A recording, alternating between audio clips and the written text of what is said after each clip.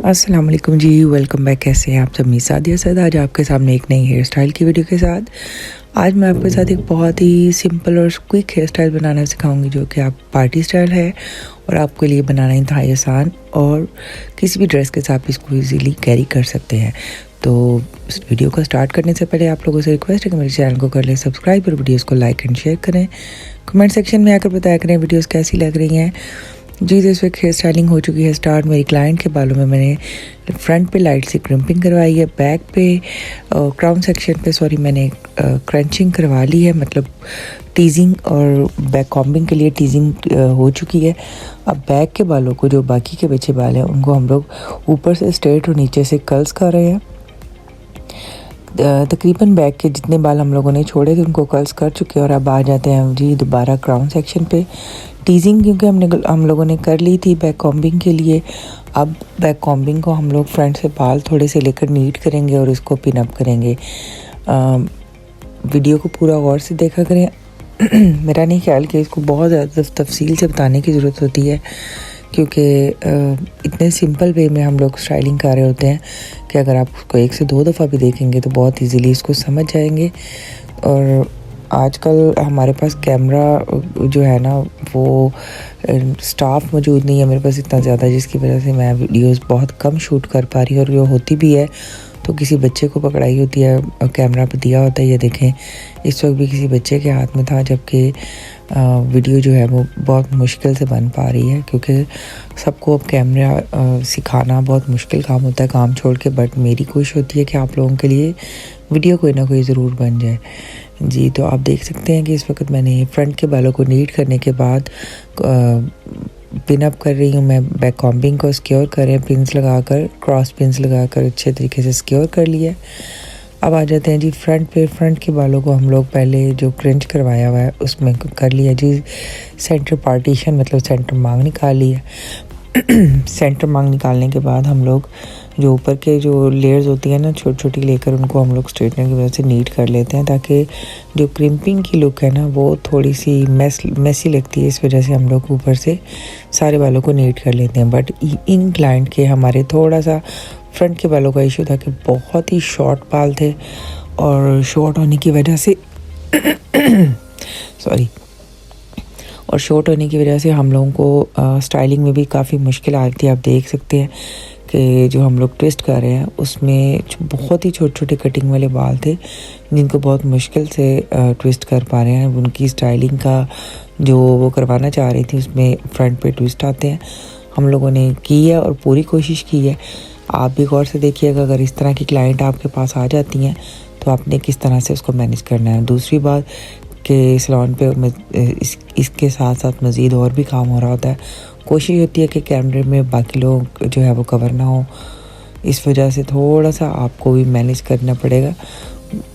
Technique मैंने पूरी दिखाई है आपको, आप देख सकते हैं। अब हम लोग फ्रंट की सेकंड साइड पे आ गए हैं। एक साइड हम लोगों ने ट्विस्टिंग कंप्लीट कर ली है। अब आ गए जी सेकंड साइड पे। सेकंड साइड पे भी इसी तरह छोटे छोटे स्टेप्स उठाएंगे और उनको ट्विस्ट करते जाएंगे। बैक कॉम्बिंग के लेवल पे आके ट्विस्ट को कंप्लीट करेंगे और थोड़ा सा लूज़ करते हुए बैक कॉम्बिंग के बिल्कुल नीचे लाकर उसको पिन अप कर देंगे। ये देखें, बैक कॉम्बिंग के बिल्कुल पीछे लाकर मैंने पिन अप करवा दिया।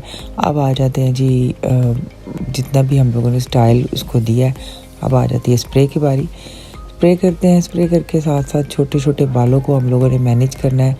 जो कटिंग वाले उनके बाल थे वो भी ट्विस्ट से जहाँ पर हम लोगों ने सेट किए हैं वहीं पर सेट रहे हैं। उसके लिए हम लोग स्प्रे करते जाएंगे। स्प्रे भी करने का एक तरीका होता है, बहुत ज़्यादा भर के स्प्रे नहीं करना होता, थोड़ा थोड़ा स्प्रे करते जाएं और बालों को फिंगर कॉम करते हुए सेट करते जाएं।